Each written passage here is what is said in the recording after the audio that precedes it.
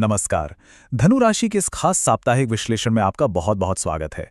आज हम 8 से 14 मई 2026 के सप्ताह की बात करने वाले हैं। देखिए, धनु राशि वालों का जो मूल स्वभाव है ना, वो अग्नि तत्व से जुड़ा है। एकदम साहसी, आशावादी और हमेशा अपनी आज़ादी से प्यार करने वाले। लेकिन ये हफ्ता एक बहुत ही गहरा और शक्तिशाली विषय लेकर आया है, और वो है आपके लक्ष्यों को पूरा करने की चाहत और आपकी उस आज़ादी की प्राकृतिक इच्छा के बीच एक सही संतुलन बनाना। तो आइए समझते हैं कि कैसे ये संतुलन आपके लिए एक बिल्कुल नई और स्पष्ट दिशा तय कर सकता है। लक्ष्य और स्वतंत्रता मिलकर सफलता बनाते हैं। ये सिर्फ कोई आम वाक्य नहीं है, बल्कि इस पूरे हफ्ते का आपका सबसे बड़ा मूल मंत्र है। अगर आप अपनी इस कमाल की ऊर्जा को सही दिशा में लगा देते हैं, तो यकीन मानिए, ये सप्ताह आपको धन, ज्ञान और अनुभव, इन तीनों ही मोर्चों पर भरपूर समर्थन दे सकता है। सच कहूं तो यही सही संतुलन आपकी सच्ची सफलता की चाबी है। अब जरा इस हफ्ते की टाइमलाइन को ध्यान से समझते हैं। धनु राशि के लोगों के लिए ये सप्ताह मुख्य रूप से 2 अलग-अलग हिस्सों में बटा हुआ है। हफ्ते की शुरुआत यानी 8 से 10 मई का जो समय है, वो थोड़ा भारी लग सकता है। ऐसा महसूस हो सकता है जैसे किसी प्रोजेक्ट, यात्रा या पढ़ाई का बहुत दबाव आ गया है, या जिम्मेदारियों का बोझ बढ़ गया है। लेकिन रुकिए, जैसे ही हम 11 से 14 मई की तरफ बढ़ेंगे, एक कमाल की स्पष्टता आनी शुरू हो जाएगी। वो शुरुआती भारीपन एकदम दूर होने लगेगा। आपको एक अजीब सी आज़ादी का एहसास होगा। नए नए मौके सामने आएंगे और आपको लगेगा कि हाँ, अब आपके लिए गए फैसले बिल्कुल सही दिशा में जा रहे हैं। तो चलिए अब बात करते हैं आपके करियर और प्रगति की, और देखते हैं कि काम और रोमांच के बीच ये संतुलन कैसे बनाया जाए। अब आगे बढ़ते हैं और देखते हैं कि ये सब करियर के मोर्चे पर कैसे असर डालता है। देखिए, जो लोग नौकरी करते हैं ना, उनके लिए 8 से 10 मई के बीच अचानक से कुछ काम या दबाव बढ़ सकता है। यहाँ आपके लिए सबसे काम की सलाह यह है कि बिना किसी भावनात्मक प्रतिक्रिया के शांति से बस अपना काम पूरा करने पर ध्यान दें। वहीं दूसरी ओर 11 से 14 मई का जो समय है, वो फ्रीलांसरों, छात्रों और अपना व्यापार करने वालों के लिए बहुत ही शानदार रहने वाला है। आपके लिए रोमांचक प्रोजेक्ट्स, यात्रा और कुछ नया सीखने के बेहतरीन मौके सामने आने वाले हैं। जो काम साहसिक है और जिसमें कुछ नया सीखने को मिल रहा है, वही काम लंबी अवधि में आपको पैसा और सम्मान दोनों दिलाएगा। ये आपके करियर का एक बहुत ही सीधा लेकिन बेहद असरदार नियम है। याद रखिए, आपका सारा फोकस हमेशा अपने लॉन्ग टर्म ग्रोथ यानी दीर्घकालिक विकास और बहुत ही सचेत निर्णयों पर होना चाहिए, ना कि बस किसी छोटे या फौरी फायदे पर। करियर के बाद अब रुख करते हैं वित्तीय संतुलन की ओर और समझते हैं कि इस हफ्ते अपने भविष्य को सुरक्षित कैसे रखा जाए। तो देखिए, शुरुआती दिनों में यानी 8 से 10 मई के बीच कुछ ऐसे खर्चे या निवेश सामने आ सकते हैं जिनकी आपने बिल्कुल उम्मीद नहीं की होगी। इसीलिए पहले से एक बजट बनाकर चलना बहुत ही जरूरी है। पर हाँ, इसमें घबराने वाली कोई बात नहीं है, क्योंकि 11 से 14 मई आते आते पैसों के मामलों में और आपकी सैलरी को लेकर तस्वीर बिल्कुल साफ हो जाएगी। लेकिन यहाँ मेरी एक बहुत सख्त सलाह है आपके लिए। इस पूरे हफ्ते किसी भी तरह की सट्टेबाजी, जुएं या हाई रिस्क वाले निवेश से आपको पूरी तरह दूरी बनाकर रखनी है। अब जो बात मैं आपको बताने जा रहा हूँ, वो वाकई बहुत दिलचस्प है।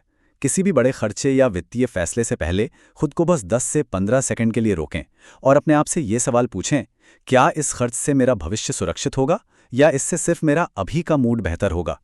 यकीन मानिए, सोचने की ये छोटी सी आदत आपको बहुत बड़े और सुरक्षित वित्तीय फैसले लेने में जबरदस्त मदद कर सकती है। पैसों की बात तो हो गई, अब आते हैं रिश्तों में सामंजस्य पर और देखते हैं कि स्वतंत्रता और जिम्मेदारी के बीच सही रास्ता कैसे निकाला जाए। जरा इन तारीखों को ध्यान से समझते हैं। 8 से 10 मई के बीच ऐसा हो सकता है कि आपको अपने पार्टनर या परिवार की उम्मीदों का थोड़ा भावनात्मक बोझ महसूस हो। ऐसे समय में सबसे जरूरी यह है कि किसी को भी दोष देने या बेवजह गिल्ट महसूस कराने से एकदम बचा जाए। बस थोड़ी सी शांति बनाए रखें, क्योंकि जैसे ही 11 से 14 मई का समय आएगा ना, बातचीत में इतनी स्पष्टता आ जाएगी कि रिश्तों में अपने आप एक बड़ा सुकून महसूस होने लगेगा। और हाँ, जो लोग सिंगल हैं, उनके लिए ये समय कोई ऐसा खूबसूरत कनेक्शन लेकर आ सकता है जिसमें आज़ादी भी महसूस हो और जिम्मेदारी का प्यारा सा एहसास भी। तो इन सब के बीच सबसे काम की बात क्या है? वो ये कि अपनी ऊर्जा और भावनाओं को सुरक्षित कैसे रखा जाए। अपनी दिल की बातें इस हफ्ते सिर्फ उन्हीं गिने चुने लोगों के साथ शेयर करें जिन पर आपको आंख बंद करके भरोसा हो। और एक बात, इस दौरान अपनी भावनाओं को पब्लिक स्पेस या सोशल मीडिया पर ज्यादा जाहिर करने से पूरी तरह बचना है। अपनी आंतरिक शांति को बनाए रखने के लिए ना ये छोटी छोटी भावनात्मक सीमाएं तय करना ही सबसे बड़ी चाबी है। अब बात करते हैं आपके स्वास्थ्य और ऊर्जा की, यानी आपके भीतर की उस अग्नि का सही प्रबंधन कैसे किया जाए। देखिए, धनु राशि की जो एक स्वाभाविक साहसिक भावना होती है ना, उसका इस हफ्ते पैदा होने वाले अत्यधिक सोचने की आदत और तनाव से एक सीधा टकराव हो सकता है।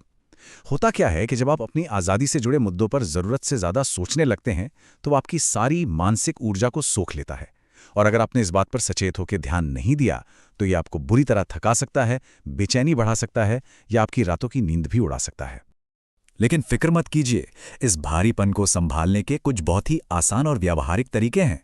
दिन की शुरुआत में बस 10-15 मिनट की हल्की सी सैर या थोड़ा सा ध्यान सच में चमत्कार कर सकता है।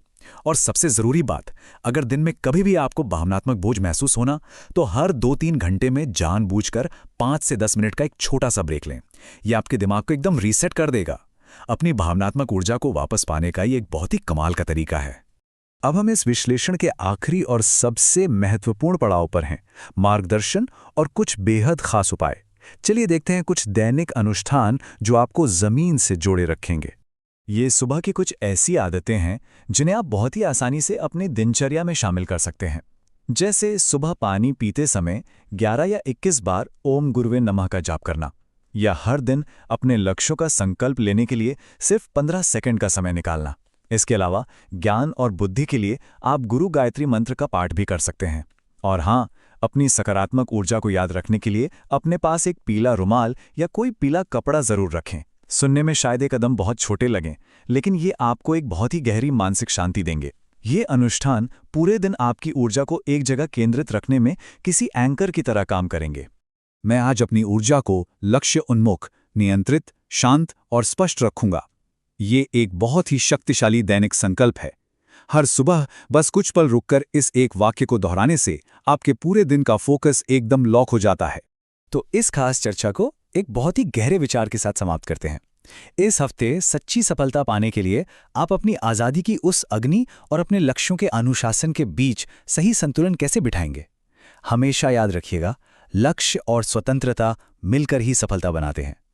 अगर यह विश्लेषण आपको अपने जीवन से जुड़ा हुआ लगा हो तो नीचे कमेंट्स में अपनी जन्मतिथि, समय और स्थान जरूर साझा करें, ताकि भविष्य में हम आपको और भी सटीक व्यक्तिगत सुझाव दे सकें।